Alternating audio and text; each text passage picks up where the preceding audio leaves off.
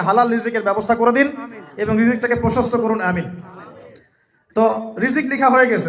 3 number লেখা হয়ে গেছে এ ব্যক্তি কি কি কাজ করবে দুনিয়ায়, এ ব্যক্তি দুনিয়ায় কি কি কাজ করবে সব লেখা হয়ে গেছে। এখন যদি একটা চোর বলে যে আল্লাহ পাক আমার তাকদিরে লিখেছিলেন যে আমি চুরি করব, তাই আমি চুরি করেছি। এখন যদি একজন ধর্ষক বলে আল্লাহ আমার তাকদিরে লিখেছিল যে আমি ধর্ষণ করব, তাই ধর্ষণ করেছি। এখন যদি যারা এই জনগণের কিছু সম্পদ আত্মসাৎ করে খেয়ে ফেলছে তারা যদি বলে আল্লাহ তাকদিরে লিখছিলেন জন্যই দুর্নীতি করেছি, তাহলে কথাটা কি হবে? গ্রহণযোগ্য হবে? এখন যদি দলিল দেয় তাকদিরে তো লেখা ছিল।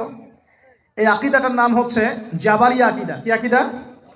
জাবারিয়া। এমন একজন ব্যক্তি উমর রাদিয়াল্লাহু আনহুর দরবারে এসেছিল। চোর চুরি করেছে, ধরা পড়েছে। উমর রাদিয়াল্লাহু আনহু বলেছেন হাত কেটে ফেলো। তখন সে বলছে যে আমার হাত তো কাটা যাবে না, কেন? আল্লাহ পাক তাকদিরে লিখেছেন আমি চুরি করব, তাই চুরি করেছি। তো উমর রাদিয়াল্লাহু আনহুর সামনে এই কথাটা বলেছে। আর উমর রাদিয়াল্লাহু আনহু কি